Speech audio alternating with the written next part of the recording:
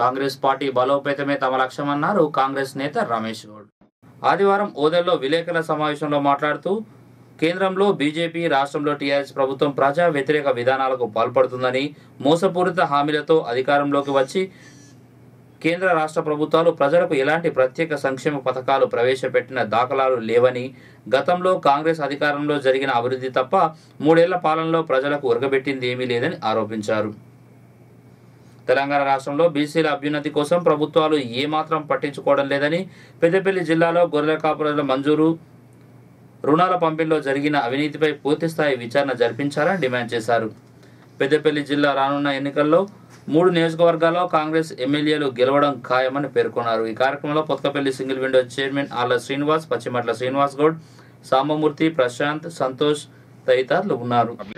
గొర్రెల యూనిట్లు ఉన్నాయో అవన్నీ కూడా మరి అధికారులు, ఇది ముఖ్యంగా మా పెద్దపల్లి జిల్లా లోపల మరి అక్కడ అంజయ్య అనేటువంటి పీడి, అదేవిధంగా యాదవ్ సంఘ నాయకులు అందరూ కూడా కుమ్మక్కై నిజమైన లబ్ధిదారులను ఎంపిక చేయకుండా బినామీ పేర్లతోటి వాళ్ళిద్దరూ కూడా మరి కుమ్మక్కై 200 యూనిట్లు అయితే కేవలం 50 యూనిట్లు మరి వారు ఇవ్వడం జరిగింది.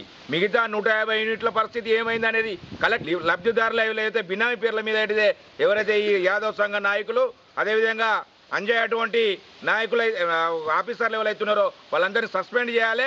నిజమైన లబ్ధి యాదవ్ సంఘాలకు మరి లబ్ధి చేరే విధంగా మరి మళ్ళొక్కసారి విచారణ జరిపి వారికి నిజమైన లబ్ధిదారులకు యూనిట్లు చేపించేంత వరకు కూడా మేము దీన్ని వదిలిపెట్టామని కూడా మరి ఈరోజు బడుగు బలైన వర్గాలకు సంబంధించినటువంటి కార్యక్రమం ఏదైతే ఉందో మరి నేరేళ్ల సంఘటన ఒకటి మరి వెలుగులోకి వచ్చింది. అదేవిధంగా బొంపెల్లి దళితుల మీద ముఖ్యంగా బడుగు బలైన వర్గాల మీద పెత్తందారి వ్యవస్థ ఈరోజు మరి ఏదైతే చేస్తూ ఉందో గడీల రాజ్యం చేస్తున్నటువంటి కేసీఆర్ ప్రభుత్వం మరి బడుగు బలైన వర్గాలను పోలీసు రాజ్యంతో అణచివేస్తూ ఉంది.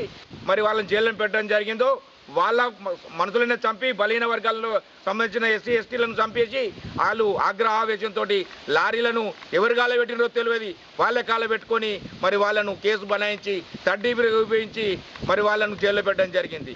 రాబోయే కాలంలో కాంగ్రెస్ పార్టీ, కాంగ్రెస్ కార్యకర్త ప్రతి ఒక్కరు సైనికుల్లా పనిచేసి ఈ నియోజకవర్గం లోపల ఖచ్చితంగా ఈ జిల్లాలో 3 నియోజకవర్గాల లోపల ఖచ్చితంగా కాంగ్రెస్ జెండా ఎగరవేస్తారని కూడా ఈరోజు పెద్దపల్లి జిల్లాలోని అతిపెద్ద దేవస్థానమైన ఓదెల మండల కేంద్రంలో ఈరోజు అన్న బీసీసీఎల్ జిల్లా అధ్యక్షుడు అయిన నూతన సందర్భంగా ఈ గుడిని ఈ ఆదివారం రోజు మహాపుణ్య కారణమైన రోజు కాబట్టి ఈ దర్శనానికి వచ్చిన రమేష్ అన్నకు స్వాగతం పలుకుతున్నాం. ఎన్నుకోబడిండు ఈ పదవులు ఇంకా కాంగ్రెస్ పార్టీలో ఇంకా రావాలని నేను మనస్ఫూర్తిగా కోరుకుంటూ